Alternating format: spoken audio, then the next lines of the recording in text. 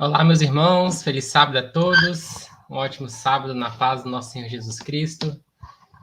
Estamos muito felizes aqui, estar mais esse sábado para louvarmos nosso Criador, para estarmos em comunhão, aprendendo mais a palavra de Deus, dos eventos proféticos, enfim, vários conhecimentos da palavra de Deus.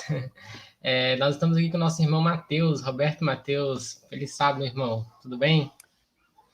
Feliz sábado, irmão André. Feliz sábado a todos os nossos irmãos que agora nos assistem e que vão assistir também depois, né? Eu cumprimento a todos vocês com a graça e a paz de Deus, nosso Pai, de nosso Senhor e Salvador Jesus Cristo, e que tenhamos aí uma boa live, né? Uma boa apresentação com a graça de Deus, analisando aí esses eventos proféticos finais, que daqui a pouco daremos início, então, aí à apresentação. Amém, amém. Meus irmãos, nós vamos agora fazer uma pequena oração para Deus conduzir esse estudo, para que tudo seja dirigido por Ele. Aqueles que puderem se ajoelhar para falarmos com o nosso Deus, fiquem à vontade, tá bom? Nós estaremos nos ajoelhando aqui.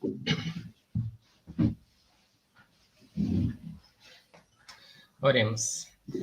Deus eterno, Pai amado, muito obrigado, Pai, por nos conduzir até aqui, nos ajudar, ó Deus, sempre no entendimento da Tua palavra, pois precisamos, ó Pai, pois sem Ti nós nada podemos fazer, nós nada entendemos das coisas espirituais. Nos ajude, ó Deus, a cada dia mais nos aprofundarmos nessas coisas que são tão relevantes para a nossa salvação, para o alerta, para a repreensão, para nos redarguir, para nos corrigir todas as nossas faltas. Possamos ser humildes e mansos para aceitar a Tua repreensão e sentir a necessidade da mudança e aceitar que o Senhor opere em nós, o querer e o efetuar segundo a Tua santa e boa vontade. Amém, Senhor. Nos mostre agora na Tua palavra o que em breve deve acontecer, nos ajude a estar preparados, não só mentalmente, fisicamente, mas muito mais espiritualmente, com caráter puro diante do Senhor. Amém, Senhor. Nos limpa de todo mal e nos purifica de toda injustiça. Tudo isso te pedimos e te agradecemos, em nome de Jesus. Amém. Amém. Amém. Meu irmão, a palavra é com você, tá bom? Se você quiser, posso já colocar o slide ou esperar um pouquinho. Você que manda aí. Vamos aguardar um pouco, né? Antes eu deveria ter feito isso no início, né? Mas quero mandar aí um abraço para o seu pai, o Veronildo, a sua mãe, a Bertolina, a Berta, né? Estou com saudade de vocês e em breve, se Deus nos permitir, poderemos nos ver, né? Será uma alegria, uma satisfação muito grande. E eu quero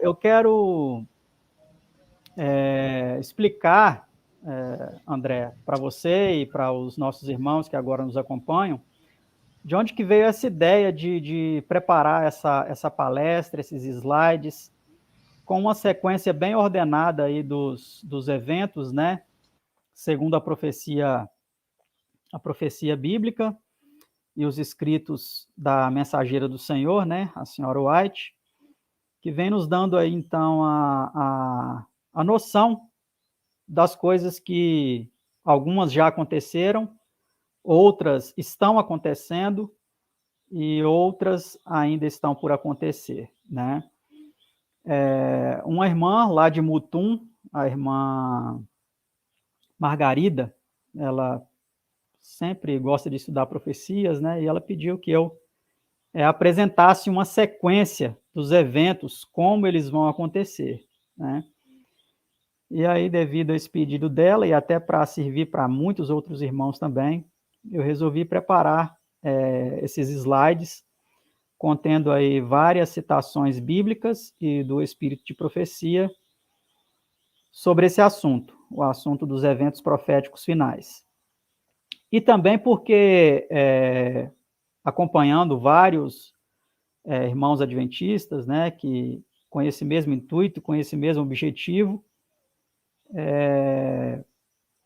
empreenderam nessa mesma missão, ordenar de forma sequencial aí todos os eventos que vão acontecer, inclusive pastores e outros estudiosos aí da Igreja Adventista.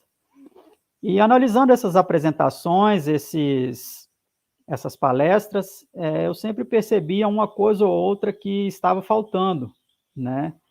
Dentro desse ordenamento sequencial da profecia. E aí, tendo em vista, então, uma compreensão mais abrangente, o Senhor me concedeu a oportunidade de preparar esse material, que vamos começar a apresentar hoje, mas não vamos terminar hoje, né?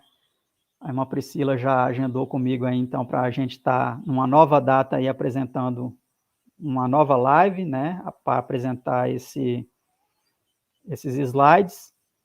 E possivelmente mais para frente veremos uma outra data, porque creio que 2 também não vai dar.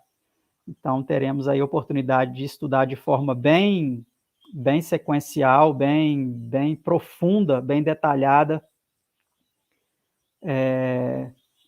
os eventos proféticos finais que estão se desenrolando aí há alguns anos já, né? Então, vamos começar? Você pode colocar, então, o primeiro slide para a gente, e nós vamos, então, assim, começar a analisar de forma introdutória, até nos servindo de algumas histórias bíblicas, entendendo por meio de parábolas, né? Como as parábolas, algumas histórias bíblicas podem ser usadas como parábolas para que nós possamos entender o que foi, o que está sendo e o que será, né? Então, essa palestra é uma palestra, como já foi dito, que está fundamentada na Bíblia e nos escritos de Ellen G. White, a mensageira do Senhor. Pode passar para o próximo slide.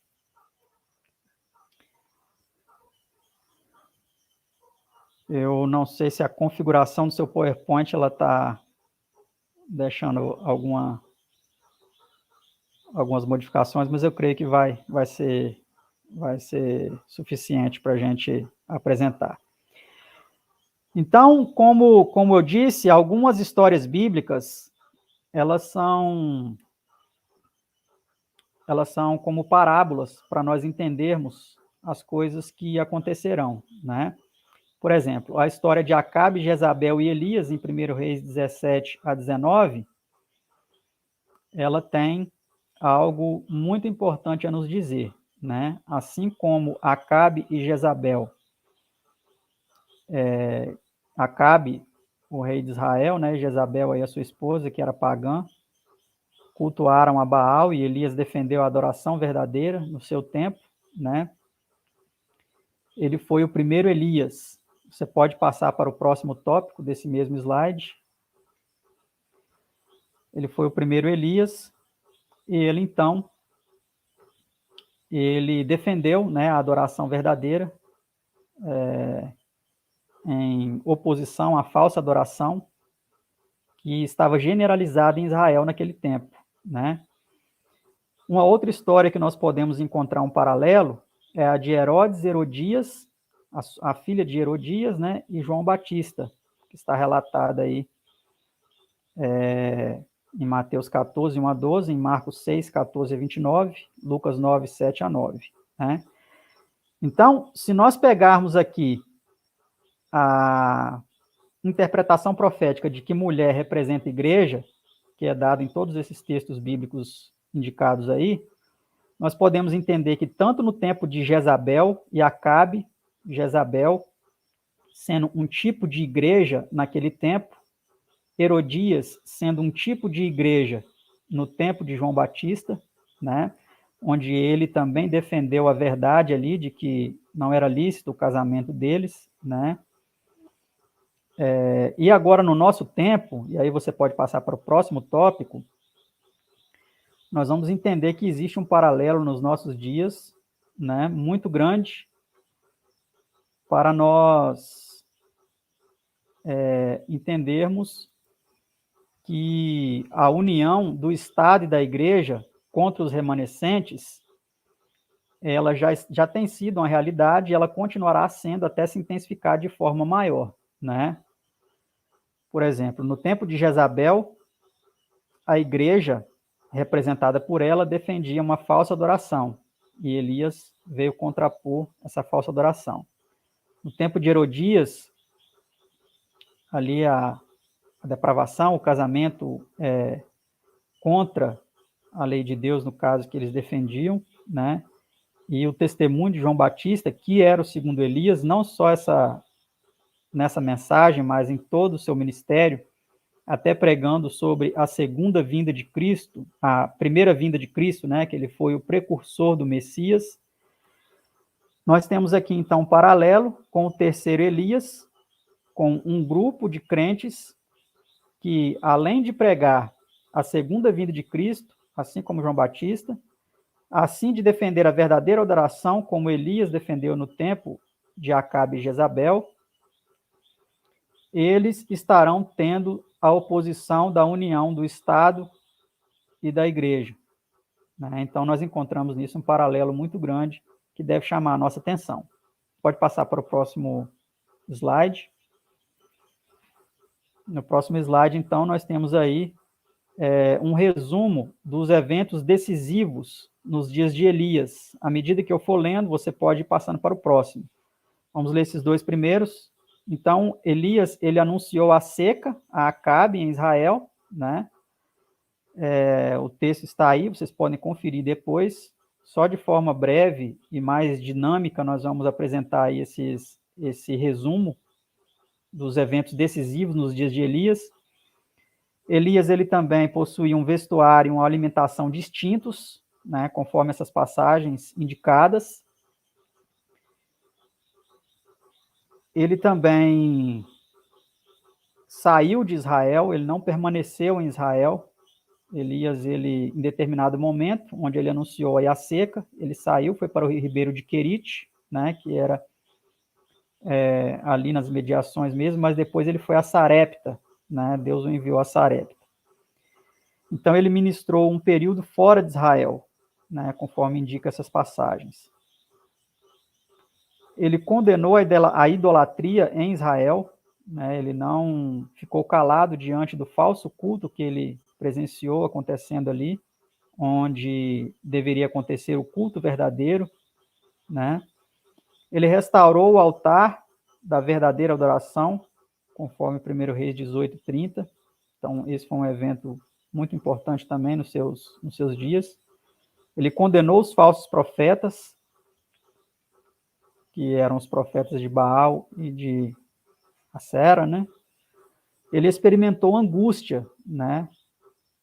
Conforme 1 Reis 19, 4-14, ele entrou em um estado de pânico, né? Quando foi ameaçado por Jezabel, então ele fugiu e ele pediu até mesmo a morte. Então, todos os indicativos aí da sua experiência pós-vitória no Monte Carmelo indicam aí um estado de angústia, né, muito grande, que nós podemos encontrar um paralelo também em nossos dias, como veremos adiante.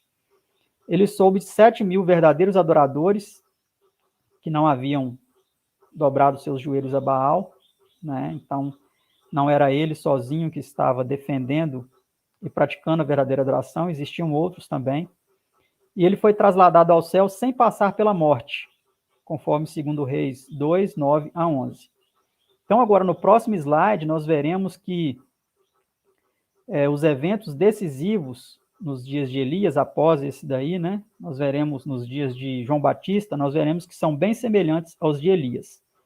Mas antes nós vamos ler aí eu peço que o irmão André leia para nós esse texto aí do grande conflito, para nós termos uma noção do que se passou com Elias e o que vai se passar agora também com muitos, a semelhança do que se passou com ele. Perfeito. Vamos lá. Rejeitando a verdade, os homens rejeitam seu autor. Desprezando a lei de Deus, negam a autoridade do legislador. É tão fácil fazer um ídolo de falsas doutrinas e teorias como talhá-lo de madeira ou pedra. Representando falsamente os atributos de Deus, Satanás leva os homens a olhá-lo sob falso prisma. Para muitos, um ídolo filosófico é entronizado em lugar de Jeová. enquanto o Deus vivo, conforme é revelado em sua palavra, em Cristo e nas obras da criação, é adorado apenas por poucos. Milhares deificam a natureza, enquanto negam o Deus da natureza.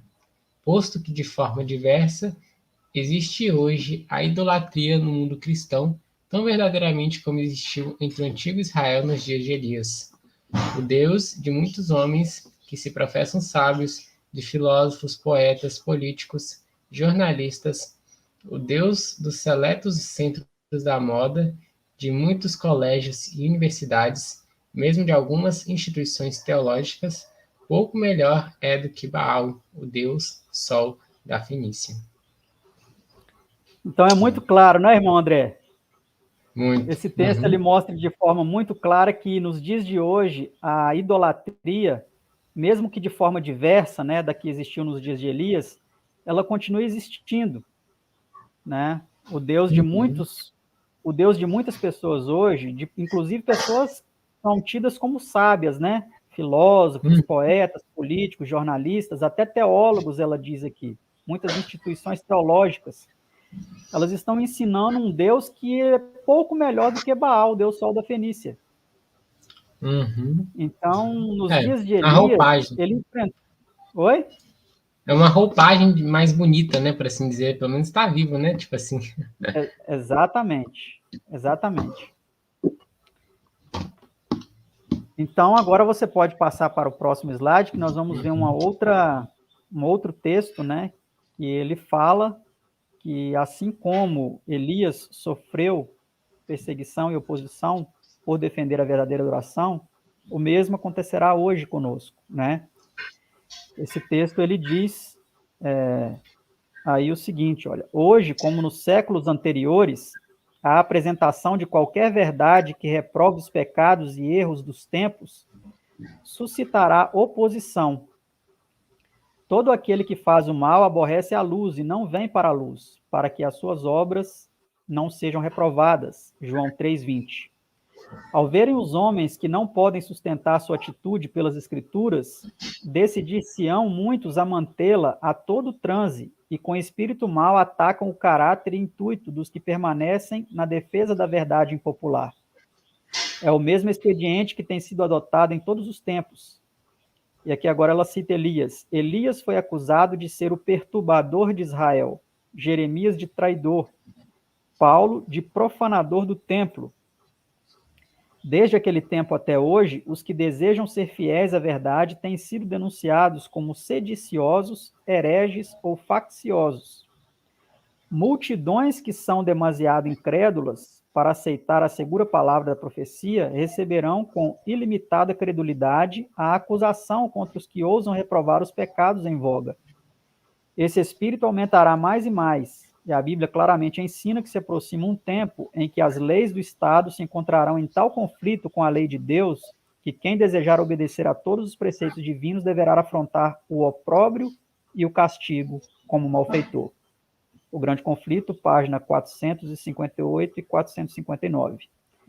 Só um indicativo que aqui, essas citações que vamos ler do Espírito de Profecia, elas foram retiradas do livro em PDF, né, o print, foi recortado o print, colocado aí no slide, então pode ser que difira em alguma edição de algum livro que os irmãos possuam, né, então só para deixá-los cientes desse pequeno detalhe, tá certo? Então, como nós vimos aí, irmão André, e aqueles que nos acompanham agora, esse rótulo de sediciosos, hereges e facciosos, ele vai ser colocado em todas as pessoas que hoje estão atuando como esses homens atuaram no passado, Elias, Jeremias, Paulo, né? Por quê? Porque as pessoas, elas não estão totalmente despertas para o que tem acontecido. E quando alguém tenta despertá-las, tenta colocar em contraste a verdadeira e a falsa adoração, muitos não estão prontos para receber essa mensagem. E aí atacam o caráter daqueles que estão pregando a mensagem, né? E aqui a mensageira do Senhor, ela profetizou que isso vai aumentar mais e mais, né? Esse espírito aumentará mais e mais, a ponto das leis dos homens estarem totalmente em oposição à lei de Deus e contra aqueles que desejam obedecê-la, né?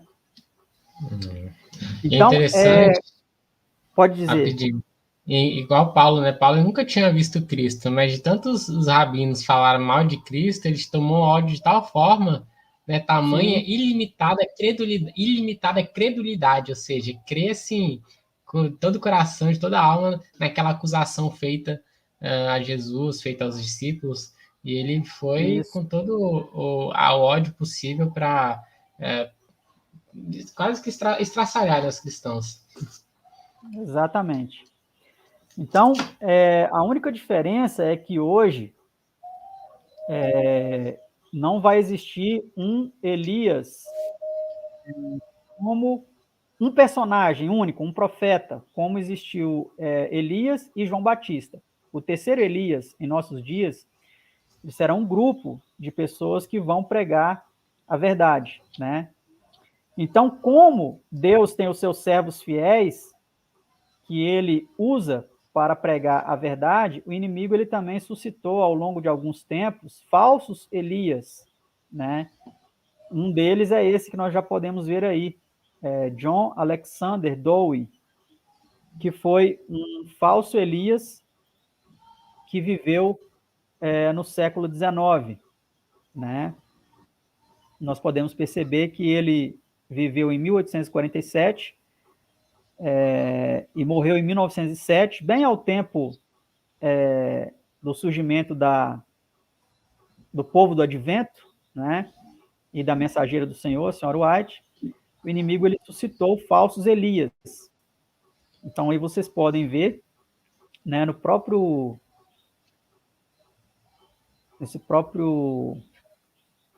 essa matéria aqui, nessa reportagem, tem o link aqui embaixo, vocês podem acompanhar, né? Que surgiu esse cidadão, foi um ministro escocês australiano, né?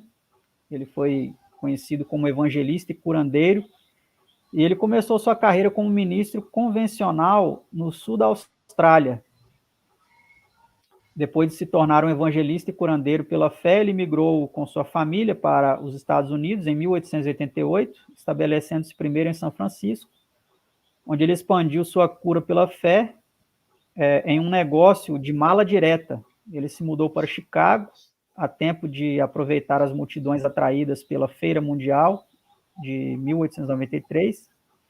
Depois de desenvolver um enorme negócio de cura pela fé em Chicago, com várias casas e empresas, incluindo editora, para manter seus milhares de seguidores, ele comprou uma grande quantidade de terras ao norte da cidade para estabelecer uma comunidade privada. Então, ele criou essa comunidade privada, né? E lá ele fundou a cidade de Zion, Illinois, onde ele possuía pessoalmente todas as terras, e ele fundou muitos negócios. As operações da cidade foram caracterizadas como uma plataforma em grande escala, cuidadosamente planejada para a fraude de títulos. Ele, no seu lugar-tenente, ele iniciou uma investigação de práticas comerciais e o destituiu da liderança em 1905. Dowie foi dado uma mesada até sua morte. Então, esse outro homem lá, desse movimento deles, o retirou, deu uma mesada para ele. E nesse período, Dowie também refinou sua organização religiosa, batizando-a em 1903 como Igreja Católica Apostólica Cristã. Então, olha só que interessante, né? A história desse homem aí, que vocês podem pesquisar. Ele foi um desses falsos Elias, né? Esse outro, no próximo slide, o Frank Sandford, ele viveu mais ou menos na mesma época, entre 2 de outubro de 1862 e 4 de março de 1948, e ele foi um carismático, um líder religioso cristão nos Estados Unidos, que alcançou notoriedade como fundador e líder de uma seita apocalíptica, conhecida como o Reino, né? Ele nasceu no estado do Maine, uma família de agricultores, e ele foi exposto a conceitos como o pré-milenismo, o movimento da vida superior, o poder interior do Espírito Santo e a cura divina em seus 30 anos. em agosto de 1891, depois de realizar um exorcismo e alegar ter ouvido a voz de Deus avisá-lo do Armagedon, ele estabeleceu uma comuna, uma comunidade, né, chamada Shior, praticamente a mesma do anterior, né, Sion, em Durham, Maine. Os membros da comuna foram forçados a jejuar, orar por horas, a fio, e obedecer absolutamente às ordens de Sanford, né? Depois que os membros da comuna discordaram sobre suas interpretações bíblicas, ele instituiu uma cadeia de comando na qual suas ordens eram limitadas apenas pelas de Deus e Jesus Cristo. Olha que interessante. E aí essa parte que eu destaquei, eventualmente ele se declarou a encarnação do profeta Elias e do rei Davi, e estabeleceu o reino. Né?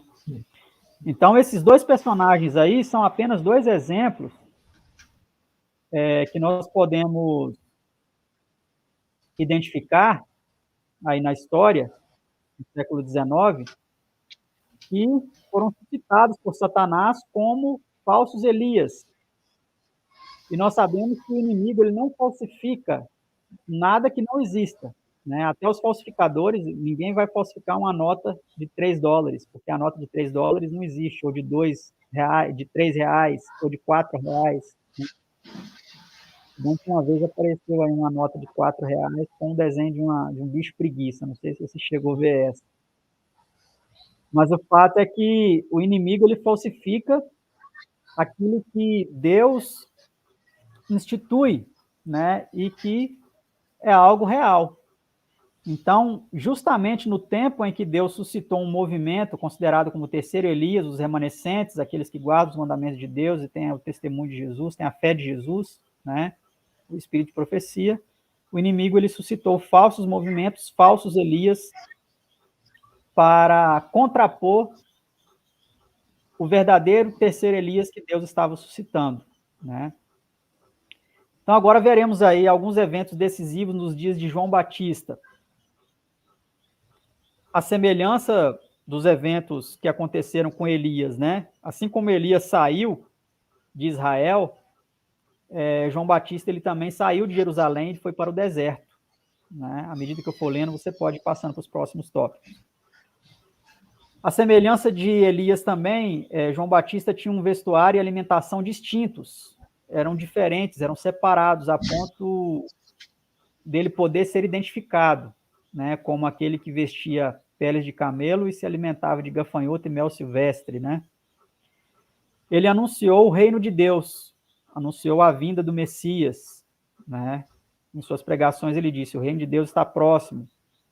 E Jesus, quando ele vem, então, ele inaugurou o reino da graça, né? O reino da glória é o que nós ainda estamos aguardando. João Batista, ele também pregou o arrependimento para perdão dos pecados, né? Conforme as passagens indicadas. Ele anunciou a primeira vinda de Cristo, como nós já mencionamos. O terceiro Elias, no caso, que é o povo, o remanescente de Deus, né? Ele prega a segunda vinda. Ele condenou os fariseus e os saduceus. Então, a semelhança É isso que é interessante, irmão André. A semelhança de Elias, que condenou os falsos profetas, os profetas de Baal e os profetas de Aserá, né? Acera, conforme queiram. João Batista, ele condenou os fariseus e os saduceus no seu tempo. Os chamou de raça de víboras, sepulcros caiados, hipócritas, né? Indicou aí a falsidade da religião que eles praticavam, né? Pode passar para o próximo. Uhum.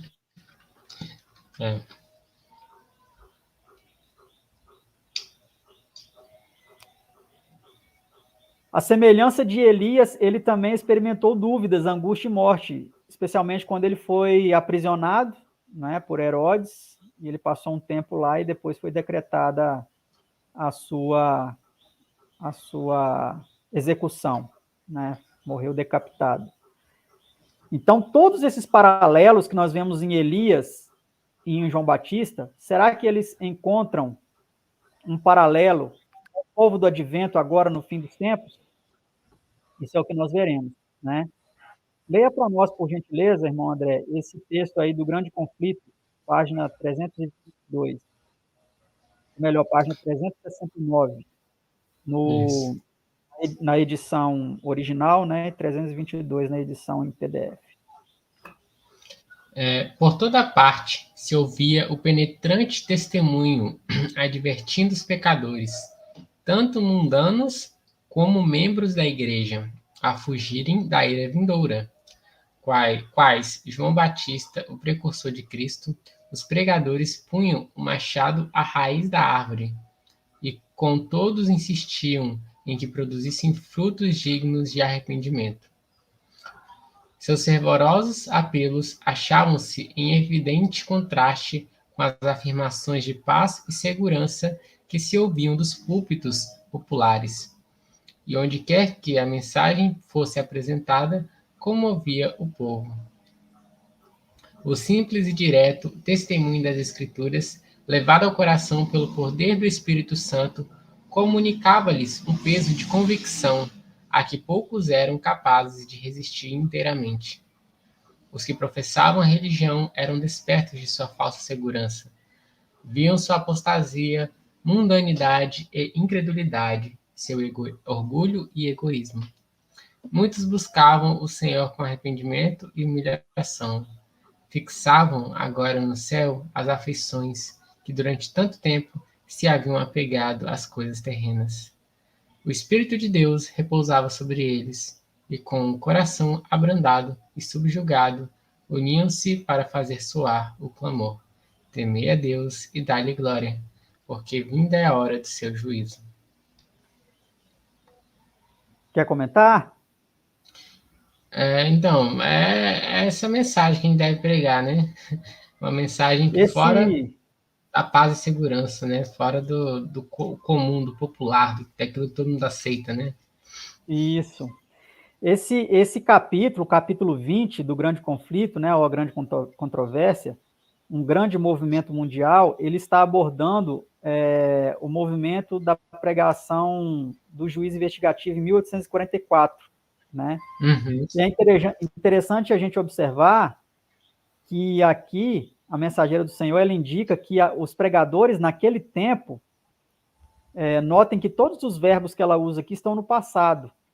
Ela está se referindo a esse evento que já tinha ocorrido, né? E ela indica que eles, como João Batista, nessa frase aí que eu destaquei, né? Como João Batista, o precursor de Cristo, os pregadores eles punham um machado à raiz da árvore. E com todos insistiam em que produzissem frutos dignos de arrependimento, né? Então nós vemos que já naquele tempo começou a se levantar algumas pessoas semelhantes a João Batista, pregando uma mensagem distinta, mas semelhante à de João Batista, né? Nós vamos ver nos próximos textos algo semelhante, que daquele tempo, da década de 1840 para cá, veio acontecendo e o que deve continuar acontecendo. Pode passar para o próximo slide.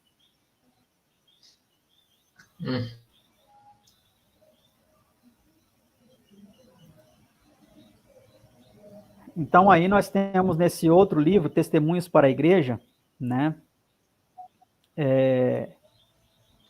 A Mensageira do Senhor, ela diz o seguinte: quando me encontrava em Los Angeles, fui informada de que não somente nos vários pontos dessa cidade, mas em San Diego e em outros pontos turísticos do sul da Califórnia, deveriam ser estabelecidos restaurantes e salas para tratamentos de saúde. Nossos esforços nesses setores devem incluir os balneários à beira-mar, como a voz de João Batista, olha que interessante o que ela diz agora, como a voz de João Batista foi ouvida no deserto, preparai o caminho do Senhor. Assim deve a voz dos mensageiros do Senhor ser ouvida nos grandes pontos turísticos e balneários à beira-mar. Então, olha que interessante, a Mensageira do Senhor, então, aqui ela usa uma luz que Deus lhe concedeu, de que fossem estabelecidos, então, restaurantes e salas para tratamento de saúde. Onde? Nesses centros, nos litorais, nos balneários, à beira-mar. Pontos né? turísticos. Porque são regiões onde muitas pessoas precisam ouvir a mensagem de reforma de saúde, também a mensagem sobre a segunda vinda de Cristo, né?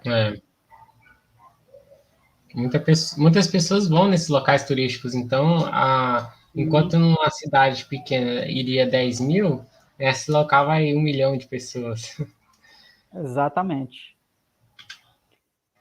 Então, aqui é interessante nós destacarmos também, volta um pouquinho lá naquele anterior, no slide anterior. Importante nós destacarmos que ela diz que a semelhança de João Batista, né, assim deve a voz dos mensageiros do Senhor.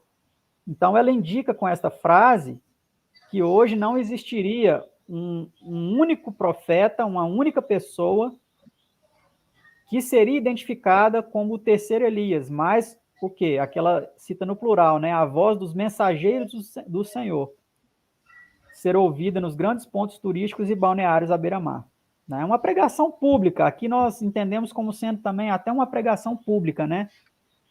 Que os mensageiros do Senhor devem pregar nesses locais.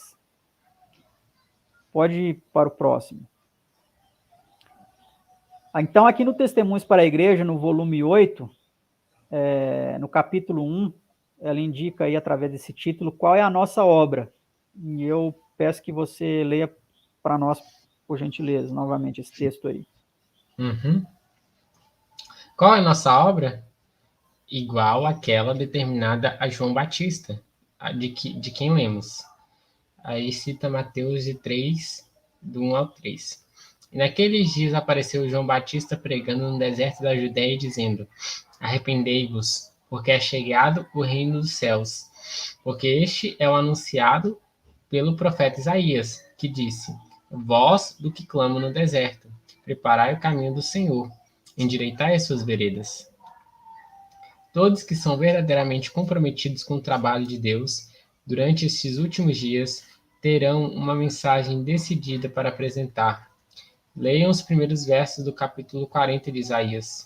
Voz do que clama no deserto. Preparai o caminho do Senhor. Endireitai no ermo, vereda nosso Deus.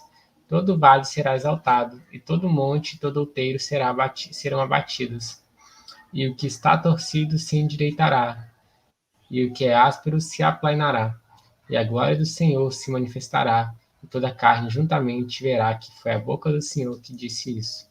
Isaías 40, do 3 ao 5. Voz que diz, clama, e alguém disse, que hei de clamar? Toda a carne é erva, e toda a sua beleza como as flores do campo.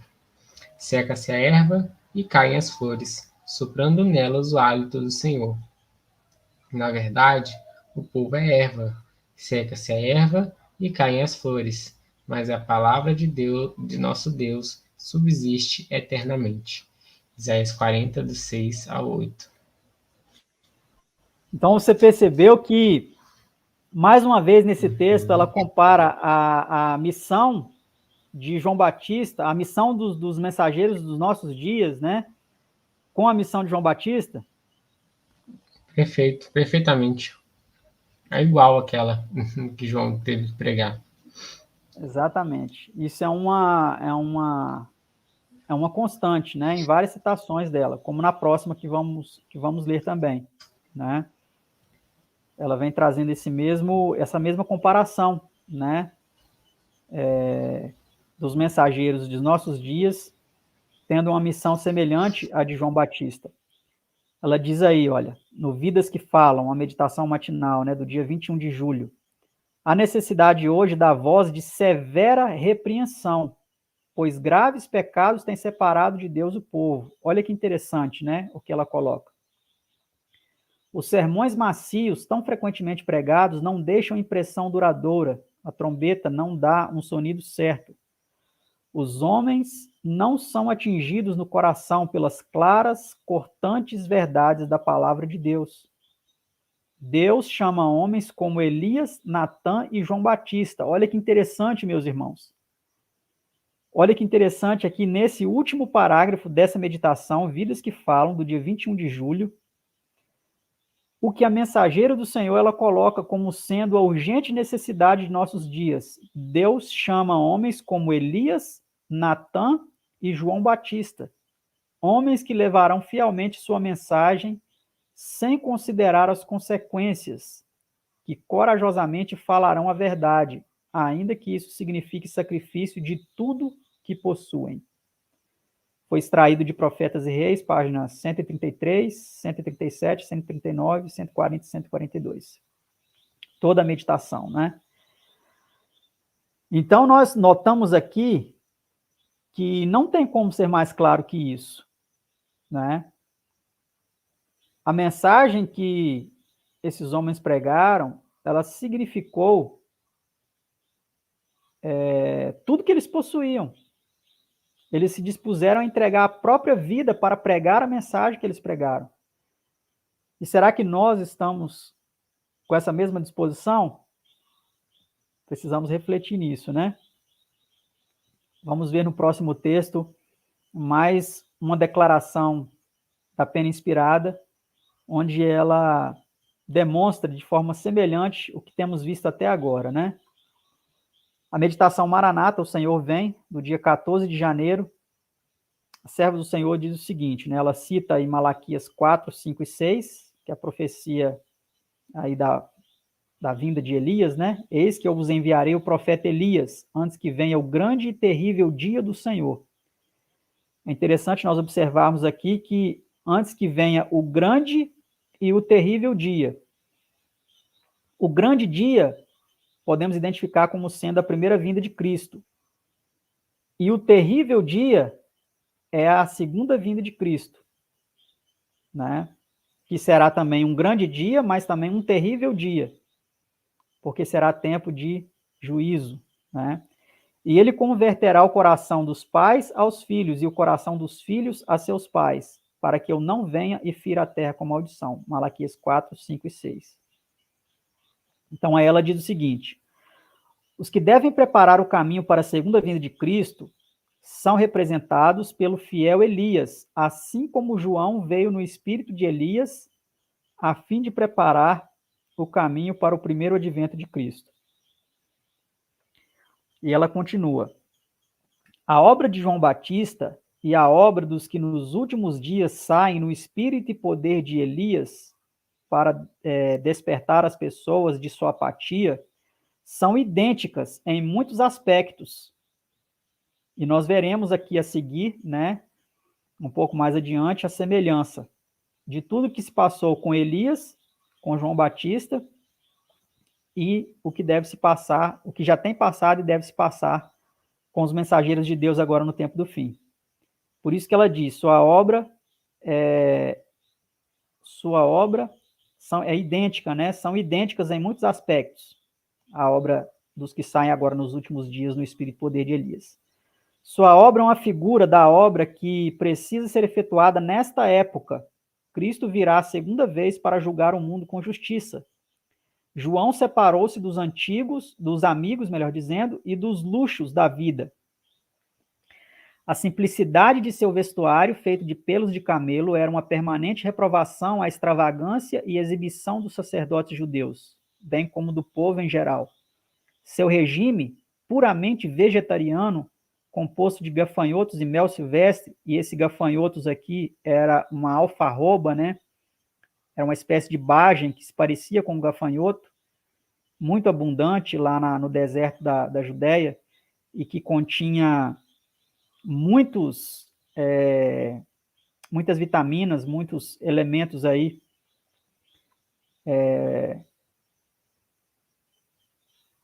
necessários, né, para a subsistência, para a nutrição do corpo.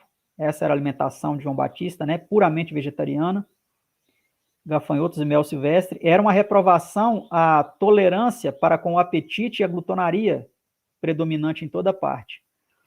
Então, o que nós vemos aqui nesses 3 parágrafos, né, nós vemos que a nossa missão hoje, ela exige de nós imitarmos esses homens do passado, tanto Elias como João Batista, né?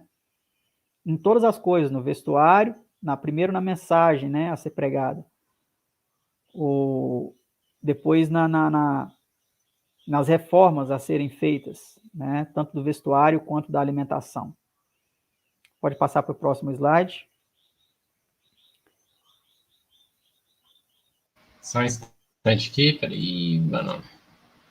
Ah, tem as Então, referências aqui, né? Oi? Tem as referências aqui, ó. Não sei se deu para... Cadê? Testemunhos para a Igreja, eu acho, volume 1. Testemunhos para a Igreja, volume Isso. 2. Tá, vamos lá. Próximo. Isso. Então, pode voltar aí um pouco. Eu esqueci de mencionar essa parte aí. Essas outras referências aí, essas outras citações, é no caso para um estudo adicional, né? Aqueles que quiserem. Todos esses textos que nós vemos aqui, eles mostram que a missão agora dos servos de Deus nos últimos dias é semelhante à de Elias e a de João Batista. Nós mostramos aqui alguns textos, não é? Sobre isso. E esses outros que eu coloquei aqui são textos suplementares, né, para um estudo adicional, onde as pessoas interessadas podem pesquisar e ver que, em várias referências, ela cita a semelhança entre a missão dos servos de Deus hoje com a daqueles homens no passado. Agora sim, podemos passar para o próximo, onde nós veremos, então, a semelhança entre os servos de Deus hoje, o remanescente fiel hoje, com o de Elias e João Batista, que são os eventos decisivos em nossos dias. Então, a semelhança de João Batista e de Elias, que saíram de Israel para fora, devemos sair do meio da falsa adoração, dos falsos ensinos e falsos crentes. Né? Assim como aqueles homens, em determinado momento em que deram seu testemunho, precisaram sair do meio daquela falsa adoração, daqueles falsos costumes, daqueles falsos crentes, daqueles falsos líderes religiosos, o mesmo precisa acontecer hoje em nosso tempo. E isso já está acontecendo há alguns anos. Muitos já estão saindo do meio da falsa adoração, dos falsos ensinos e dos falsos crentes. Assim como eles empreenderam a reforma do vestuário e da alimentação, o mesmo agora deve acontecer com o remanescente fiel.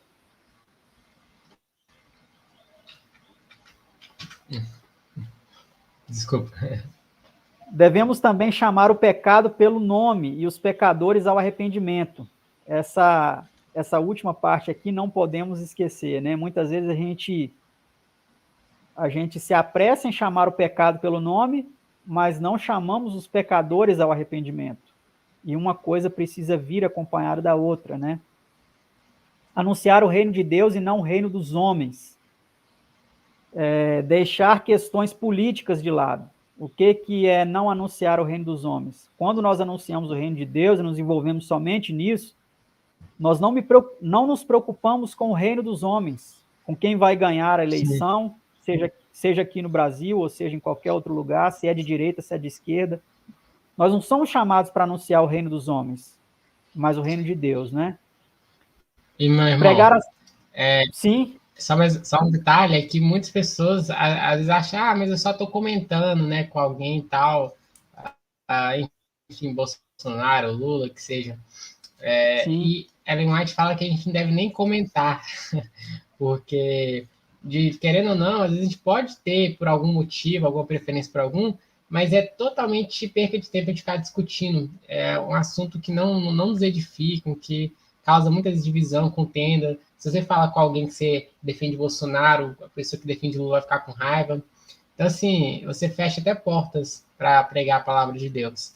Isso não é legal. Não pode fazer divisão, não pode haver isso entre o povo de Deus. E quantos de nós, né, do nosso meio, ainda defende algum tipo de política, ainda tem simpatia, fica conversando com pessoas que são do mundo, né, sobre isso, e que, na verdade, é totalmente desnecessário. Sim, só até puxando esses dois exemplos aí de Elias e João Batista, né, o que nós vemos eles fazendo? Pelo contrário, ao invés de defender, eles combateram os erros desses líderes. Sim. Né? Tanto Elias combateu aí o que o rei de Israel estava fazendo, promovendo uma falsa adoração, um falso culto, né? E João Batista também combatendo Herodes, né? Que era um governante também de seu tempo. Então nós vemos que... Sim. Pode falar. Então nós vemos que também, pegando o exemplo de Jesus, Jesus, ele não... ele disse que o reino dele não era daqui, né? Quando tentaram colocá-lo contra César, né, perguntando se tinha que pagar o imposto, é interessante a resposta sábia que Cristo deu, né? Dai a César o que é de César e a Deus o que é de Deus. E ele não se envolveu em questões políticas. No tempo de Cristo, tinha um grupo político chamado Zelotes, né?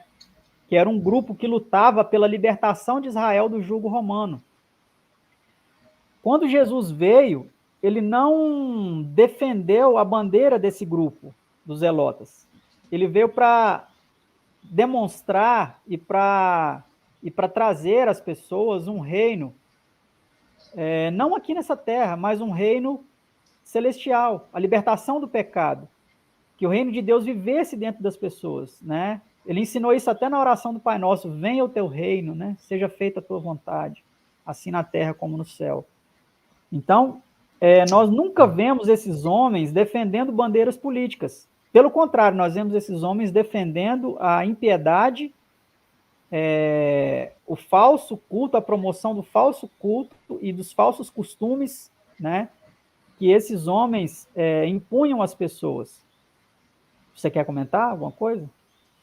Não é falar que sempre eles chamavam o pecador, eles faziam assim, eles falavam no pecado, tentando separar o pecado do pecador, né, levando o pecador ao Sim, arrependimento, e não condenando também o pecador, no sentido, você está perdido e tal, não sei o que, você não tem jeito. Não, exatamente. a mensagem é sempre essa: a gente deve amar o pecador, ao mesmo tempo que odiar o pecado com ódio perfeito.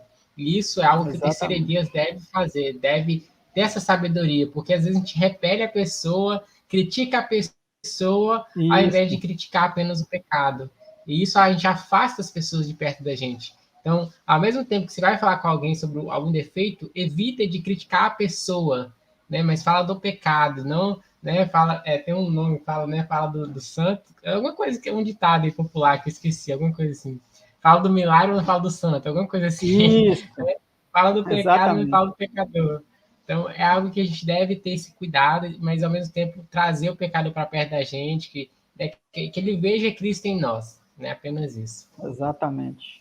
Precisamos aí ter a direção do Espírito de Deus, né? Porque quando o Espírito de Deus ele atua, ele dirige a nossa vida, nós vamos saber atuar, né?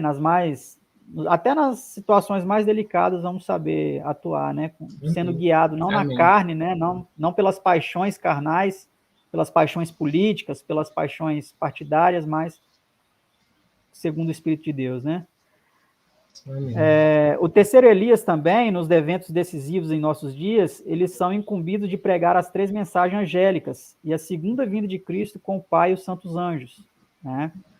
Então é uma mensagem decisiva, porque as 3 mensagens angélicas, elas colocam em distinção o verdadeiro do falso culto, a verdadeira da falsa adoração. Ao mesmo tempo em que ela indica qual é a verdadeira adoração, ela expõe a adoração falsa. E ela chama os pecadores ao arrependimento e a não aceitar o falso culto, né? E pregam também sobre a segunda vinda de Cristo. Por que com o Pai e com os santos anjos? Porque o inimigo, ele é astuto, né? Ele vai levar muitos a serem enganados com a vinda de um Messias falso. E quando nós pregamos a vinda correta, né, tem até um DVD que eu gravei uma vez, falando sobre o dia escatológico do Senhor. Esse é o título do DVD, o dia escatológico do Senhor. Está disponível aí no YouTube, né, para aqueles que quiserem. Eu procuro colocar ali os textos bíblicos, né, que apresentam, então, esse dia escatológico, a segunda vinda, como sendo um evento em que o Pai também virá, né? Cristo virá com o Pai e os santos anjos. Esse outro tópico aí, condenar os falsos ensinadores, mercenários, e chamá-los ao arrependimento. Então, assim como Elias ele condenou os falsos profetas de Baal, e João Batista condenou os fariseus e os saduceus, nós não podemos fugir dessa missão se queremos estar entre os remanescentes agora no tempo do fim. Como o terceiro Elias, aqueles que vão pregar, né, a mensagem distinta antes que venha o grande e terrível dia do Senhor. Porque se nós não dermos o alerta, o sangue ele pode cair, né, sobre nós, dessas almas. Aqueles que estão ensinando as pessoas de forma errada, né, aqueles que estão ensinando por dinheiro, pelos benefícios da sua função sacerdotal, da sua função religiosa, e estão ensinando erro às pessoas,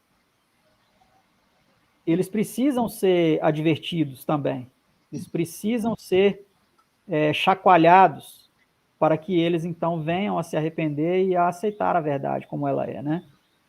Superar a angústia, a solidão, o escárnio, a zombaria e a expulsão.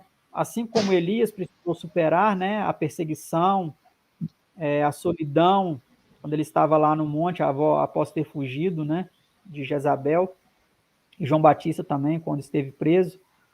Ambos experimentaram isso, né, angústia, solidão, o escárnio, a zombaria, a expulsão.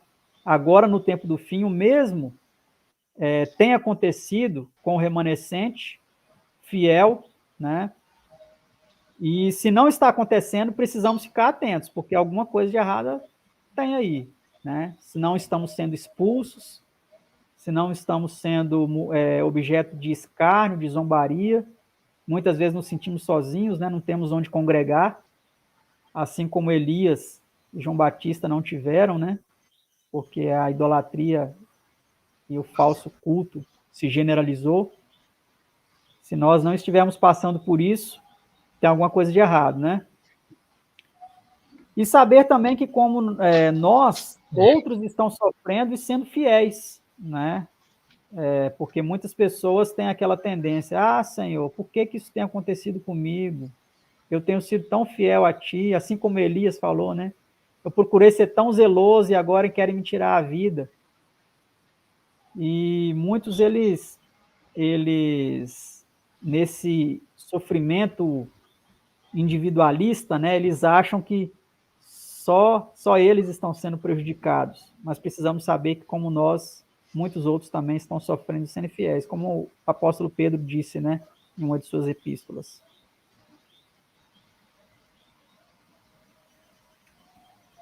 Tem algo a acrescentar? Acho que tá, já. Não, acho que já. Uhum. Tem mais um. E o último, né? Se nós saber que uns vão morrer, como João Batista, né? E outros vão ser arrebatados sem passar pela morte, como Elias. Mas isso na vinda de Jesus com o Pai e os santos anjos, né? Então, olha que interessante. Nesses dois personagens, um no Antigo Testamento e outro no Novo, Deus, ele colocou exatamente o que vai acontecer com o remanescente agora, no fim dos tempos. Uns vão morrer, como João Batista, vão ser martirizados, e outros vão ser arrebatados, vão passar por tudo, né? Os 144 mil vão passar por tudo sem ver a morte, né?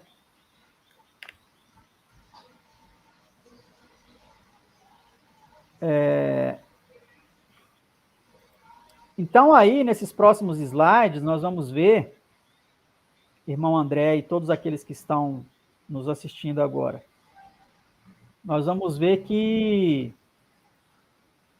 todos esses tópicos que nós vimos de forma resumida, dos eventos decisivos em nossos dias, eles encontram uma fundamentação tanto na Bíblia, quanto nos escritos da mensageira do Senhor, a senhora White, né? Nesses primeiros textos aí nós apresentamos a fundamentação escriturística, de que nós devemos sair do meio da falsa adoração, a religiosa e a secular, e de falsos ensinos e falsos crentes. Então, se nós lermos, por exemplo, Isaías capítulo 52, verso 11. Isaías 52, 11. Não vamos ler todos, mas só para nós termos uma noção aqui, né? De que nós devemos realmente sair da falsa adoração e dos falsos ensinos e falsos crentes. Lá em Isaías 52, 11, diz assim, olha. Você quer ler para nós, irmão André? Pode ser. Retirai-vos, saí daí. Não toqueis na coisa, saí do meio dela. Purificai-vos que levais o vaso dos. Uhum. Então Mais um? nós vemos nesse texto uma ordem para sair, né? Sair do meio de onde tem Fala, uma adoração falsa, fala sair né? daí. Aham. Isso. Não toqueis coisa imunda, né? Sair do meio dela, Uhum. purificai-vos. Nós Isso. vemos que Paulo, ele cita esse mesmo texto, se referindo agora aos crentes, né? A partir, então, aí do início do cristianismo. Lá em 1 Coríntios 5, 9 a 11, ele diz assim, olha: já por carta vos tenho escrito que não vos associeis com os fornicadores, ainda que não inteiramente com os fornicadores deste mundo, ou com os avarentos, ou com os roubadores, ou com os idólatras, porque então vos seria necessário sair do mundo. Mas agora vos escrevi que não vos associeis com aquele que, dizendo-se irmão, for fornicador, ou avarento, ou idólatra, ou maldizente, ou beberrão, ou roubador. Com o tal nem ainda comais. Então, olha como é séria essa questão, né? O apóstolo Paulo, ele deixa aí muito bem claro que os verdadeiros cristãos, eles não devem se associar com quem se diz cristão e está nessa condição aqui. Ele diz que nem com os mundanos isso precisa ser aplicado, porque a gente deveria sair do mundo, né? Porque no mundo está cheio de fornicadores, de idólatras, enfim, né? Está cheio dessas pessoas. Roubadores. Mas ele diz isso com relação àqueles que se dizem cristãos. Então, isso indica para nós que realmente nós devemos sair do meio da falsa adoração, dos falsos ensinos, dos falsos crentes. Essa é uma ordem bíblica, né? No capítulo 10 de 1 Coríntios, que é a passagem seguinte aí, capítulo 10, verso 14, ele diz: portanto, meus amados, fugi da idolatria. Fugir da idolatria, né? Então, nós não devemos estar em um local de culto onde a idolatria está sendo praticada, seja ela por meio de imagens, ou seja por meio de cantores famosos, ou seja por meio de pregadores famosos que são colocados como se fosse a voz de Deus, né? Não, o que aquele pregador falou é isso mesmo, nós devemos acatar. Né? Muitos idolatram até pregadores, né? Algo sério. Segundo Coríntios 6, 17, Paulo também ele fala nesse mesmo sentido, né? Segundo Coríntios 6, 17. Por isso, saí do meio deles e apartai-vos, diz o Senhor, e não toqueis nada imundo, e eu vos receberei. E eu serei para vós pai, e vós sereis para mim filhos e filhas, diz o Senhor Todo-Poderoso. E aqueles que têm a Bíblia, que tem referências ao lado ou no rodapé, pode notar que aqui aparece o texto de Isaías 52, 11. Aqui Paulo está citando na íntegra o texto de Isaías 52, 11, que foi o primeiro que nós lemos. Né? Verdade.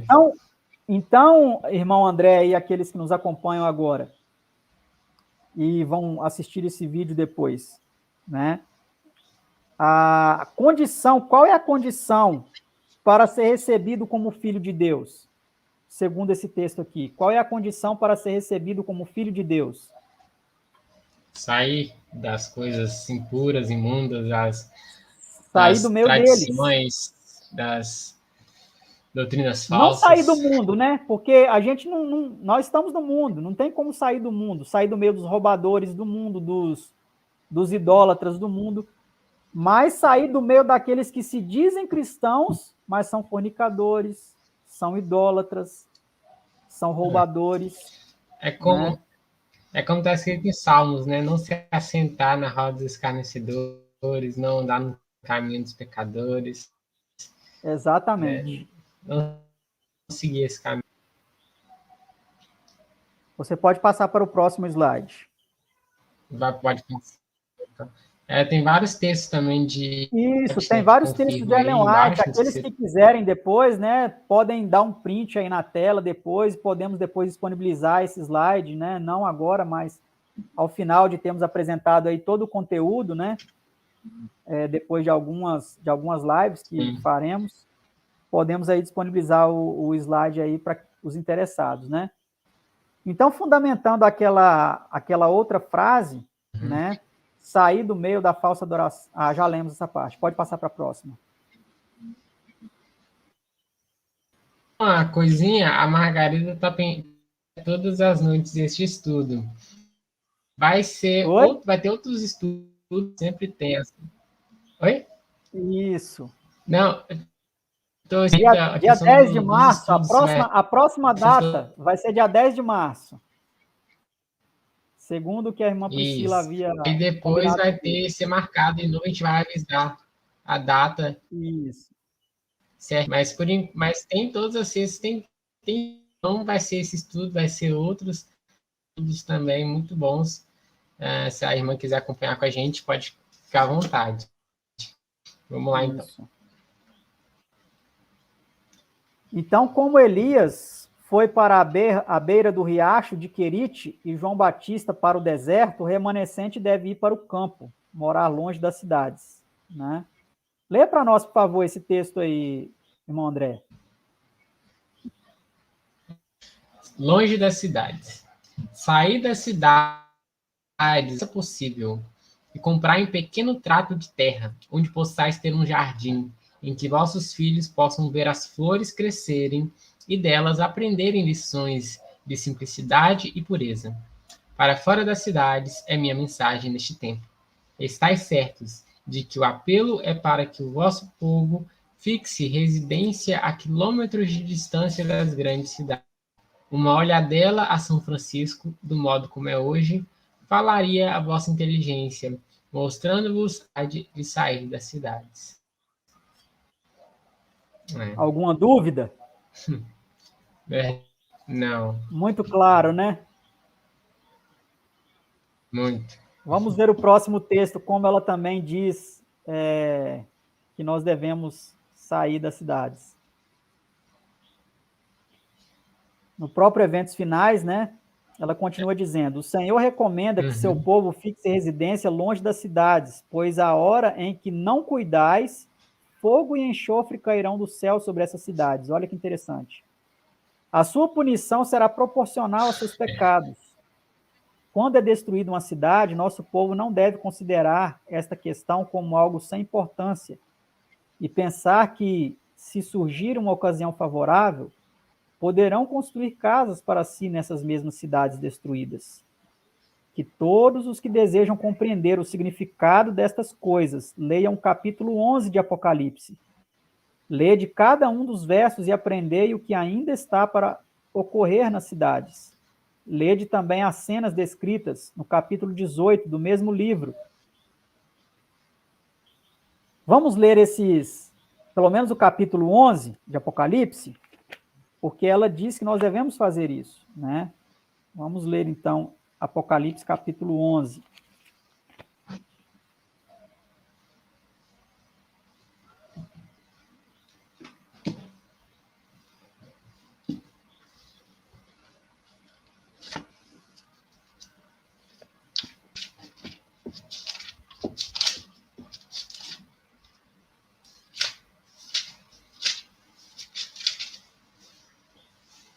Já leu o capítulo todo? Vamos ler aí a partir do versículo 15. Eu vou fazer um resumo do capítulo aí até o verso 14, que fala das duas testemunhas, né? Isso daí se aplica à testemunha do Velho e do Novo Testamento, né? São as duas testemunhas que deram testemunho do que aconteceu tanto antes de Cristo como depois de Cristo, aí no tempo dos discípulos, né? E no cristianismo do primeiro século, e também as profecias, né, que vem relatando o que aconteceria. Então, essas duas testemunhas aí, a morte dessas duas testemunhas, muitos evangélicos em geral, eles ainda esperam essa profecia se cumprir, com 2 pessoas mesmo, como sendo essas testemunhas, né? Onde todas essas coisas aí vão acontecer com elas. Mas nós não entendemos assim, nós entendemos essas 2 testemunhas como sendo as Escrituras, né? Tanto o Velho como o Novo Testamento. A destruição delas, a queima delas durante a Revolução Francesa, onde elas foram extintas, elas foram queimadas em praça pública, né? Mas depois a Bíblia foi exaltada a um patamar antes nunca colocado, né? As sociedades bíblicas começaram a surgir no século XVII, e a Bíblia ela foi exaltada de uma forma que continuou testemunhando aí da vontade de Deus e das profecias, né? Então, é a partir do verso 15, vem dizendo: o 7º anjo tocou a sua trombeta, e houve no céu grandes vozes que diziam: os reinos do mundo vieram a ser de nosso Senhor e do seu Cristo, e ele reinará para todo o sempre. E os 24 anciãos que estão assentados em seus tronos diante de Deus prostraram-se sobre seus rostos e adoraram a Deus, dizendo: graças te damos, Senhor Deus Todo-Poderoso, que és, que eras e que hás de vir, que tomaste o teu grande poder e reinaste. Verso 18: iraram-se as nações. Isso aqui nós temos visto como nunca, né? A ira das nações. E veio a tua ira. Vamos entender isso um pouco melhor em outras apresentações, em outras lives. Essa ira das nações. E veio a tua ira. Então, aqui nós vemos a ira das nações e a ira de Deus, que pode ser vista também na 2ª mensagem angélica, né? Na 3ª mensagem angélica, de Apocalipse 14.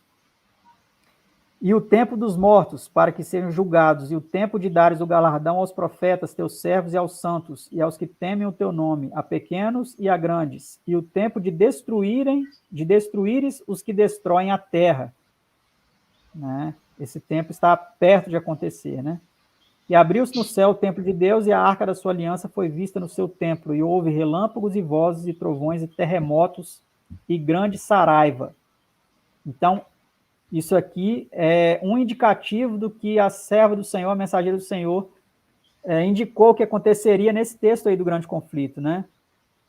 Que todos os que desejam compreender o significado dessas coisas, aí no 2º parágrafo, leiam o capítulo 11 de Apocalipse, né?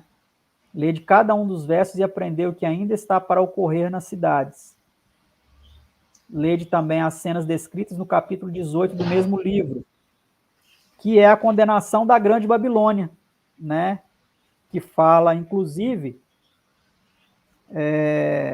da sua destruição,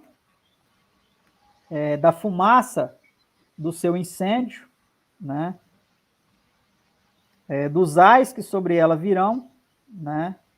Como no verso 19 do capítulo 18 de Apocalipse: ai daquela grande cidade, na qual todos os que tinham naus no mar se enriqueceram em razão da sua opulência, porque numa hora foi assolada, ou seja, destruída. Aqui nos indica, né, a grande cidade no tempo do profeta e apóstolo João, que era Roma, ela será destruída completamente, né? E o centro do falso culto que existe nessa cidade, né? Que é o Estado do Vaticano, que é aí a liderança maior do cristianismo no mundo inteiro, né? Então, esses textos aí, né, aqueles que desejarem podem ler e meditar de forma mais particular, né? Orar e meditar nesses textos, e vão ter uma exata noção do que vai acontecer com essas grandes cidades, que estão se corrompendo cada dia mais, né? Pais e mães, ela continua dizendo aí, que possuem um pedaço de terra e um lar confortável, são reis e rainhas, né? Então, nós já podemos ter um vislumbre disso, né? Eu não sei se você pode, André, mas aqui a gente já pode ter um vislumbre disso, né? Aqui a gente, na tranquilidade, escutando os passarinhos, os sapos na lagoa, e plantando as nossas hortaliças, nossos legumes, né? Hoje mesmo comi um milho que foi plantado aqui na rocinha aqui do lado, cozinhamos um milho aqui e comemos. Então, são pessoas que têm uma qualidade de vida invejável por muitos, mas que por estarem Verdade. presos em circunstâncias aí nas grandes cidades, não conseguem ter essa qualidade de vida que Deus está nos proporcionando, né? Verdade. E eu passei 2 anos e meio, mais ou menos, no instituto, onde tinha, né? A gente plantou milha, plantou feijão, plantou várias coisas na horta, sempre tinha coisas na horta. E é muito bom você ver crescendo, você usufruir, né, daquilo que Deus deixou, ver as coisas crescendo, e pé de jamelão, pé de jabuticaba, que já tinha lá, na verdade, né? Enfim, siriguela. Então tudo dava para aproveitar, né? E Deus ele é muito rico, né? Abacate, nossa, tinha época de abacate que você comia tanto abacate, a banana, caixa de banana. Então é muito bom, você se sente muito feliz no campo, é como se você fosse um rei. Enquanto você compra aqui uma penquinha de banana, né? Nossa, é caríssimo lá, você pega um cacho de graça. Então, É, é algo maravilhoso, né? Deus é muito aqui bom. E nós agora, estamos acabando com um aqui. Tem poucas bananas no cacho ali que a então, gente pendurou. agora com a nova terra aqui, com a nova proposta,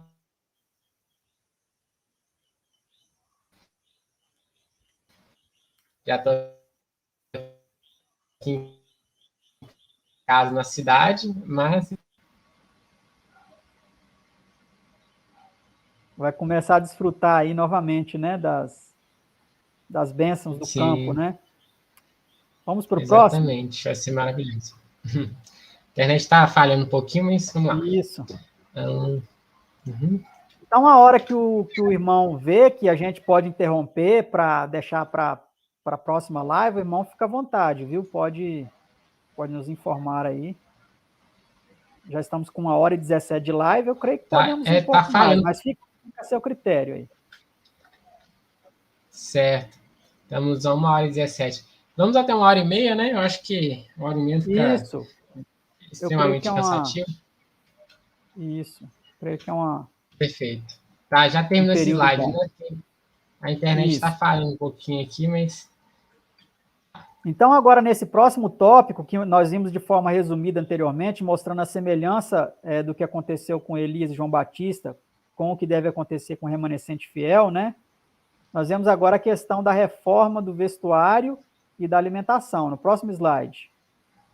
esse aqui você A já leu reforma... de Postos Avançados? Não, esse aqui não vamos ler, não. Isso aqui é para a Ah, gente ir tá. resumindo, né? Para a gente ganhar Ah, mais tempo.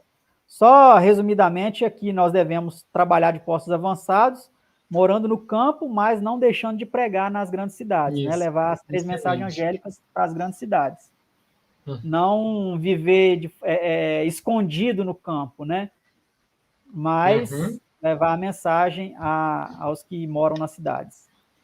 Amém. Então, assim como Elias, né, e João Batista possuíam uma alimentação e um vestuário distintos, agora no tempo do fim também, o povo remanescente de Deus, o terceiro Elias, aqueles que vão pregar a vinda do verdadeiro Messias, né, a volta de Cristo, do verdadeiro Cristo, eles precisam também ter uma reforma de vestuário e alimentação na sua vida, né? Eles precisam produzir frutos dignos de arrependimento, ou seja, que demonstram que realmente eles se arrependeram, como João Batista pregou, né? Produzir esses frutos, para que quando as pessoas olhem para nós, eles vejam a diferença, né?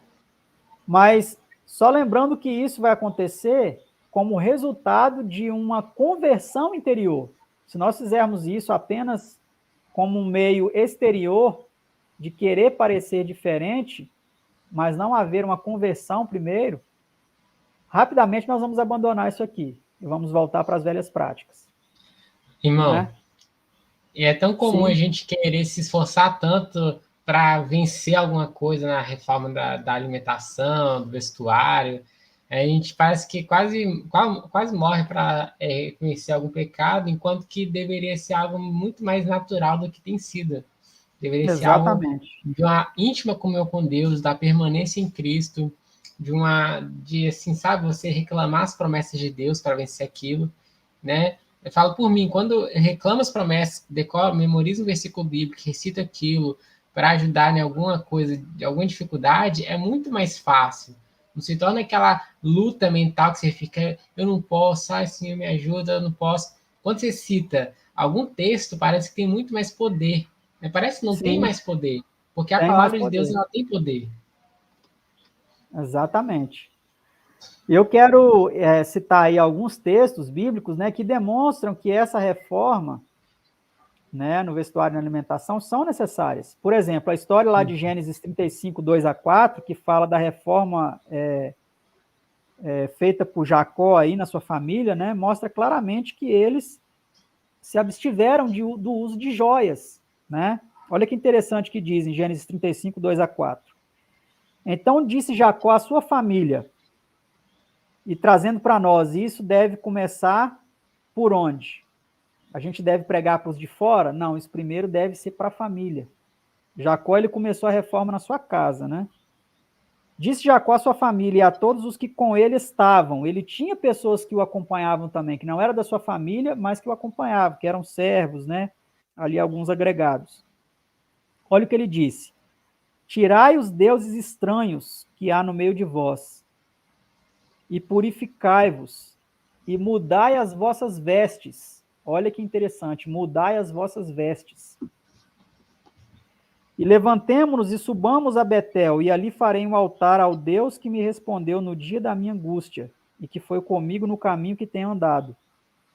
Então deram a Jacó todos os deuses estranhos que tinham em suas mãos. Olha o que mais eles deram a Jacó. E os brincos que estavam em suas orelhas.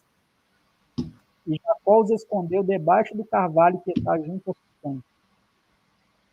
Então, meus amados, meus irmãos, aqui nós vemos claramente que precisa haver uma entrega completa.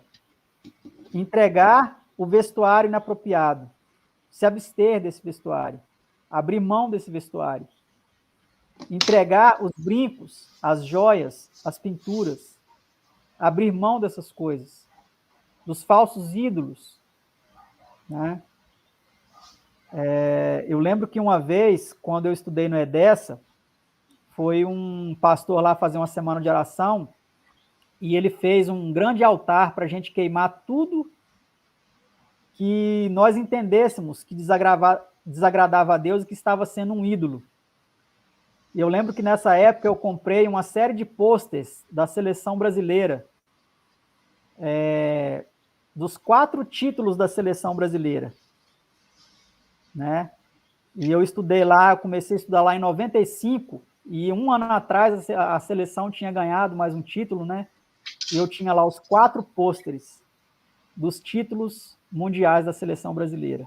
E eu tinha aquilo lá no meu quarto, lá no EDES. Aquele pôster dos times, né? Da seleção brasileira campeões.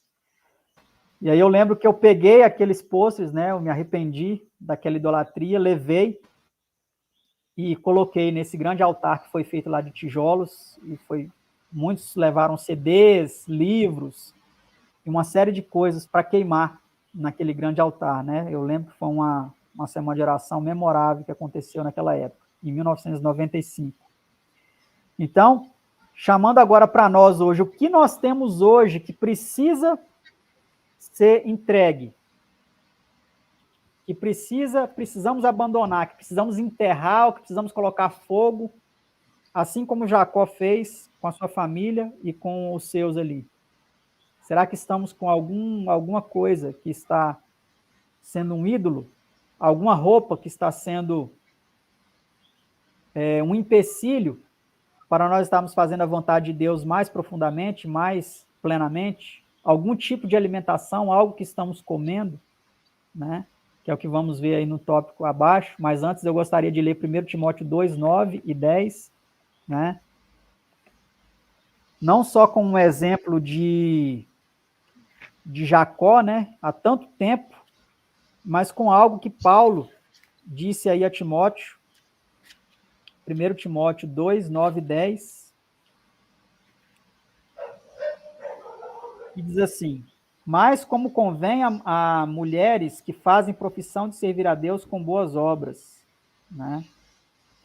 O verso 9, deixa eu ler o verso 9 que eu pulei para o 10. Que do mesmo modo as mulheres se ataviam em traje honesto, com pudor e modéstia, não com tranças, ou com ouro, ou pérolas, ou vestidos preciosos, mas como convém a mulheres que fazem profissão de servir a Deus, com boas obras, né? Então vemos aqui claramente que precisa haver uma distinção no vestuário. Pedro ele também fala sobre isso, né, em sua primeira epístola, no capítulo 3, verso 3 a 6, ele diz lá: o enfeite delas não seja o exterior, no frisado dos cabelos, não é isso? No uso de joias de ouro, na compostura dos vestidos, mas o homem é encoberto no coração, no incorruptível traje de um espírito manso e quieto, que é precioso diante de Deus. Então, muitas vezes, irmão André, o que acontece? Naquela intenção, né, de se embelezar, às vezes até com boa intenção, é para Deus, eu estou me embelezando para Deus. Mas não é isso que Deus pede, né? Deus pede modéstia, Deus pede simplicidade, Deus não pede extravagância, Deus não pede luxo, Deus não pede aparatos, joias, nada disso, né? Então, se nós quisermos participar do remanescente que segue o está escrito, não a moda, não o que é aceito no mundo cristão, mas o que está revelado nas Escrituras, nós vamos entender que é assim que deve acontecer essa reforma, né, no vestuário. E também na alimentação, né? Essa eu gostaria de deixar para você aí, que é mais instruído nessa questão aí, né? Pode falar alguma coisa aí, ou lendo alguns dos textos e comentando algumas coisas relacionadas a isso para nós.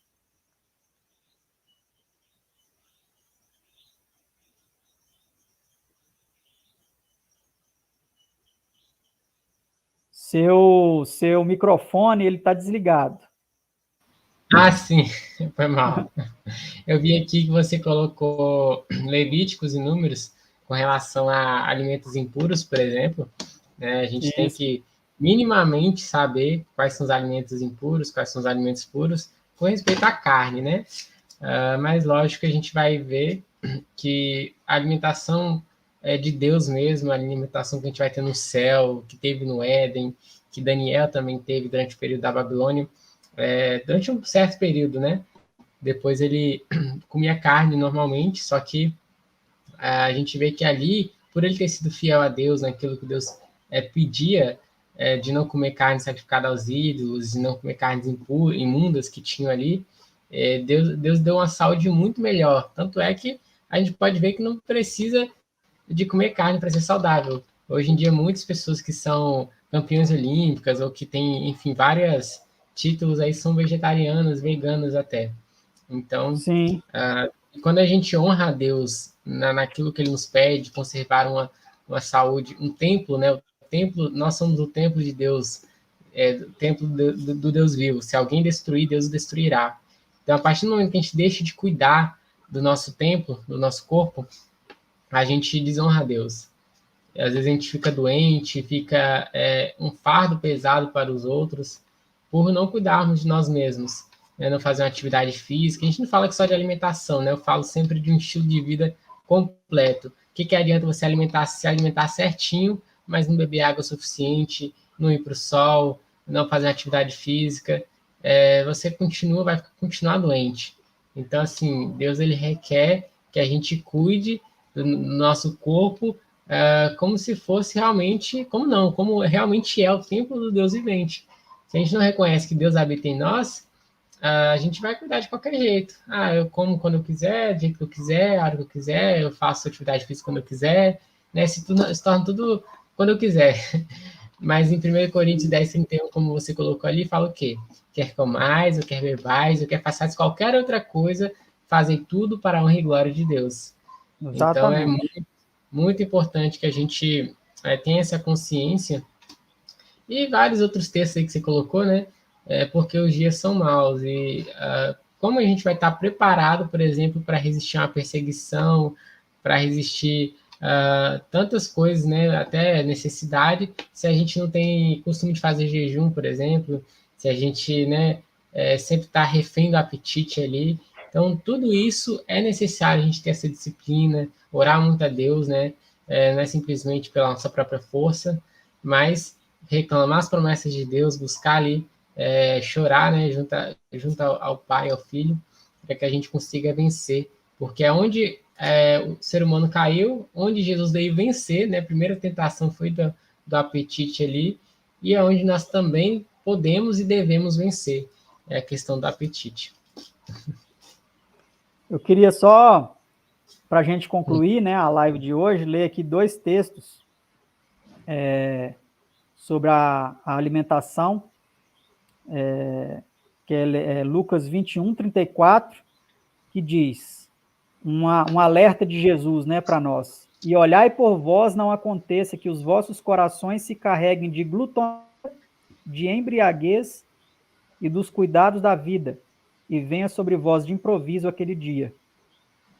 Então nós vemos aqui que Jesus, ele associa aquele dia, o dia da sua vinda, com algo que nós devemos cuidar para que não aconteça nos pegando desprevenidos nesse dia.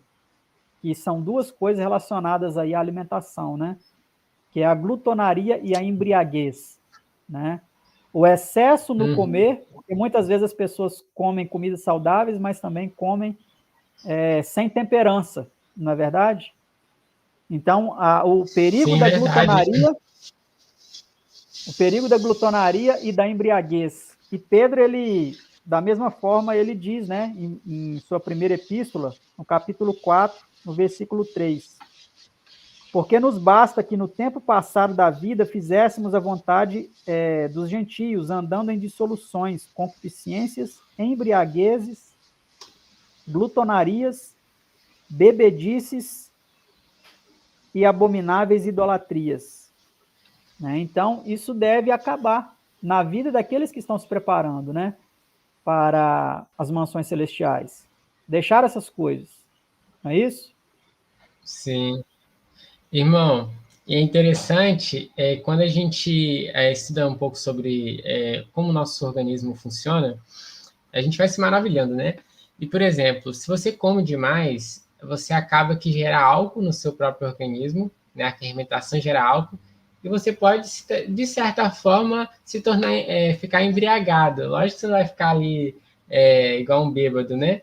Mas vai ter um certo Sim. teor de álcool, de forma que o seu discernimento vai ser comprometido, a sua decisão, você não vai ter poder muito de decisão. Então, quando a gente come muito, nossa mente fica embotada.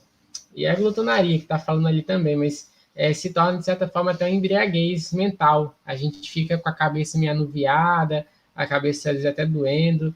Então, a falta de água também. Ou então até mesmo o excesso de sucos de frutas. Refrigerante, por exemplo, também. Suco, mesmo que seja o suco da laranja, quando a gente toma em grande quantidade, tem um certo álcool ali que atrapalha um pouco o organismo por causa da frutose, né? A frutose em excesso ela gera um pouco de álcool. Então, quando tudo demais, ele vai prejudicar o organismo. Então, a gente tem que ter esse equilíbrio, a temperança, como eu sempre falo. Se você não tem temperança, de nada vale qualquer outro remédio que Deus te der. Se você vai dormir, se não sabe dormir, se dorme muito, dorme pouco, ou dorme com a luz acesa, ou com claridade no quarto, tudo isso vai te atrapalhar, né? Então, a gente tem que ter discernimento para utilizar os remédios de Deus e temperança, sabedoria, orar a Deus para buscar conhecimento do alto, né? Sim. E só para a gente fechar aqui esse tema da reforma do vestuário e da alimentação, os 2 próximos slides traz 2 textos aí do Espírito de Profecia, além de todos esses outros aqui que os irmãos podem consultar depois. Só para a gente fechar esse assunto, né? E encerrar a live de hoje. O próximo slide você lê, né? O texto do próximo slide, e o segundo eu leio. Uhum. Tá. Esse aqui, né? João separou-se dos amigos e das ostentações da vida. A simplicidade de sua vestimenta Uma peça de vestuário tecida de pelos de camelo era uma reprovação direta à extravagância e pompa dos sacerdotes judaicos e do povo em geral. Seu regime alimentar puramente vegetariano, composto de gafanhotos e mel silvestre, era uma censura à condescendência com o apetite e à glutonaria que prevaleciam por toda parte. Declara o profeta Malaquias: Eis que eu vos envio o profeta Elias, antes que venha o dia grande e terrível do Senhor, e converterá o coração dos pais aos filhos e o coração dos filhos aos seus pais. Malaquias 4, 5 e 6. Aqui o profeta descreve o caráter da obra, os que devem preparar o caminho para a segunda vinda, né? Deve ser. Isso, pode continuar. Tem a continuação aí. Aham. Para a segunda vinda de Cristo. São representados pelo fiel Elias, assim como João veio no espírito de Elias para preparar o caminho para o primeiro advento de Cristo. O grande assunto da reforma deve ser debatido e despertada a mente do público. A temperança em tudo deve ser associada com a mensagem para converter o povo de Deus de sua idolatria, de sua glutonaria e de sua extravagância no vestir-se e em outras coisas. A abnegação, a humildade e a temperança requeridas dos justos, aos quais Deus guia e abençoa de modo especial, devem ser apresentadas ao povo em contraste com os hábitos extravagantes e destruidores da saúde, daqueles que vivem nesta época degenerada. Deus tem mostrado que a reforma de saúde está tão estreitamente ligada com a mensagem do terceiro anjo como uma mão em relação ao corpo. Em parte alguma poderá ser encontrada causa tão grande de degeneração física e moral como a negligência desse importante assunto. Os que transigem com o apetite e as paixões e fecham os olhos à luz por temor de verem as condescendências pecaminosas que estão relutando em abandonar são culpados diante de Deus. Aqueles que repelem a luz em algum ponto endurecem o coração para menosprezar a luz sobre outros assuntos. O que viola as obrigações moral no que se refere ao comer e beber, prepara o caminho para violar as reivindicações divinas com respeito a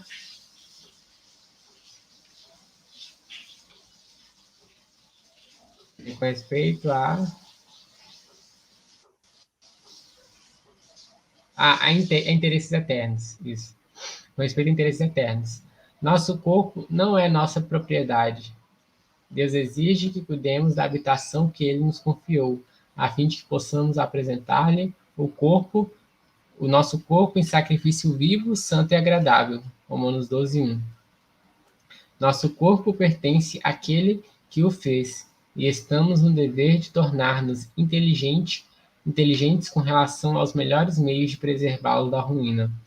Se enfraquecermos o corpo pela condescendência própria, pela transigência com o apetite e pelo vestir-nos de acordo com as modas destruidoras da saúde, a fim de estar em harmonia com o mundo, tornamo-nos inimigos de Deus. O irmão e a irmã K não têm apreciado a luz sobre a reforma de saúde. Não viram um lugar para ela em conexão com a terceira mensagem. A providência tem estado a guiar o povo de Deus para longe dos hábitos extravagantes do mundo, para longe dos apetites e paixões, a fim de que ocupem o seu lugar na plataforma da abnegação e da temperança em todas as coisas. O povo a qual Deus está guiando será peculiar, não se assemelhará ao mundo. Mas, você quer terminar aí, irmão? Agora já é outro texto, né? Do Mas... Testemunhos Seletos, volume 3, aquele lá que você leu é um, aí eu vou terminar com esse daqui, né? Então, eu creio que naquele lá ficou bem claro, né, como a questão da reforma da alimentação e do vestuário é algo que deve acontecer agora entre o remanescente fiel, né? E sim, aqui nesse outro texto, eu vou ler só essa parte que está destacada aqui.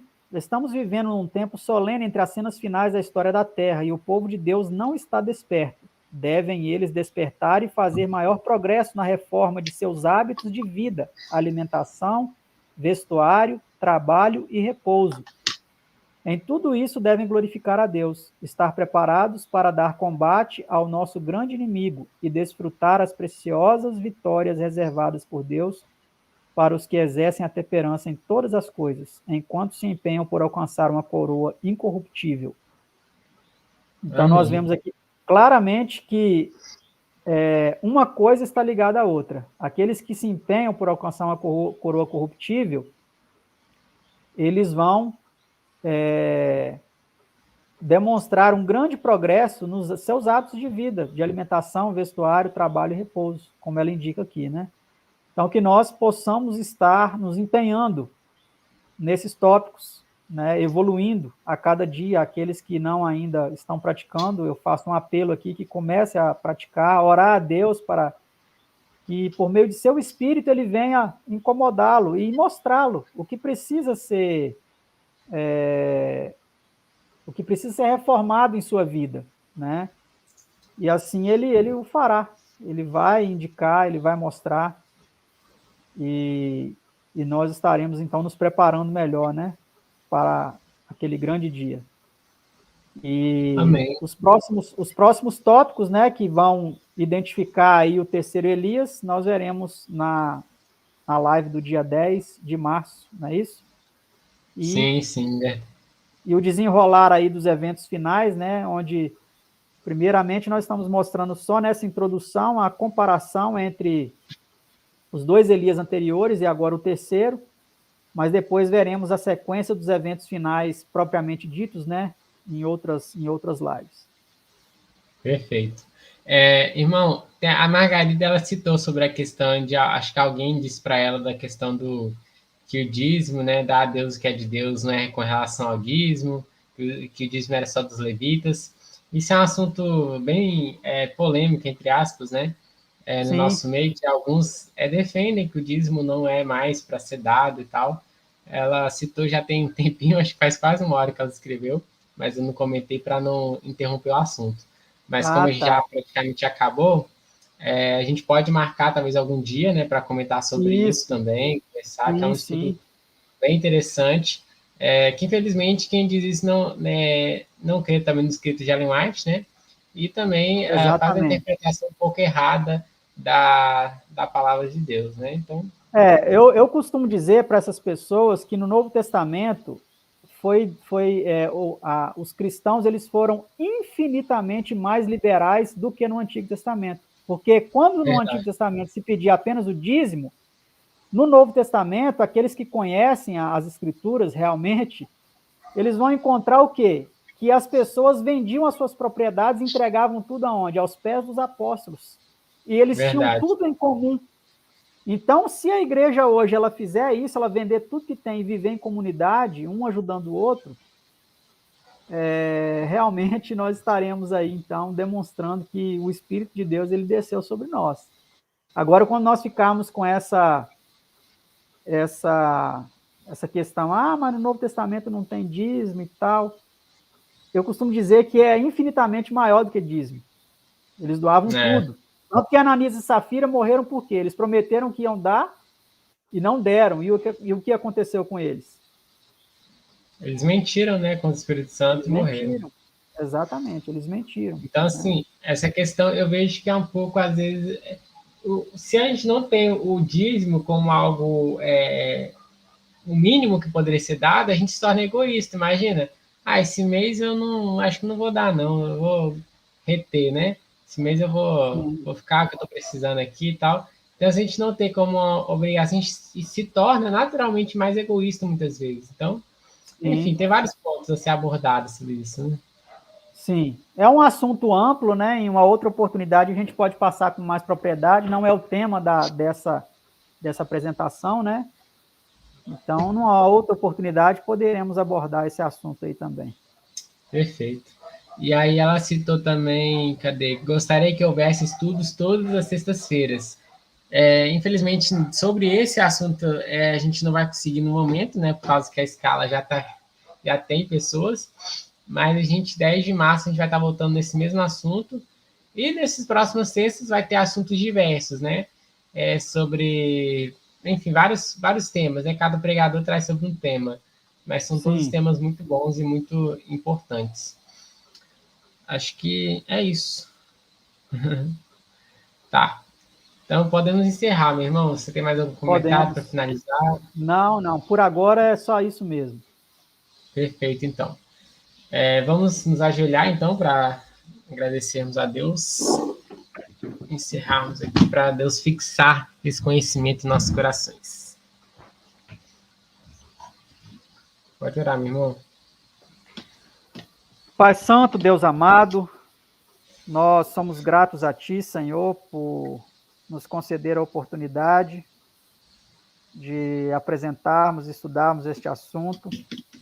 Pedimos, Senhor, que nos ajude a nos prepararmos e a estarmos sensíveis à voz do Teu Espírito, para que, assim como Elias e João Batista cumpriram a sua missão no seu tempo, nos seus dias, nós, como cristãos da última geração, possamos estar entre os remanescentes, ó Pai, que guardam os mandamentos de Deus, têm a fé de Jesus e que buscam ser fiéis a Ti em todas as coisas.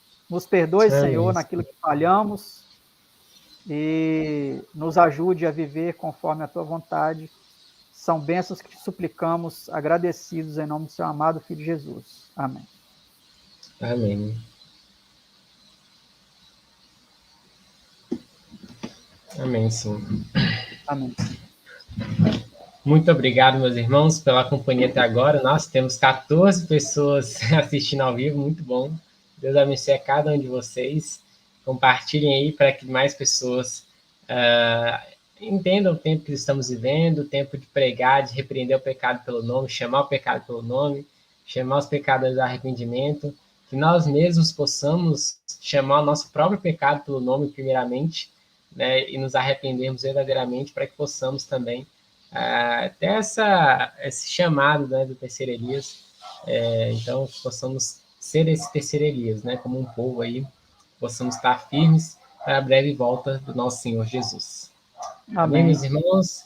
Muito Amém. obrigado, meu irmão, pela participação.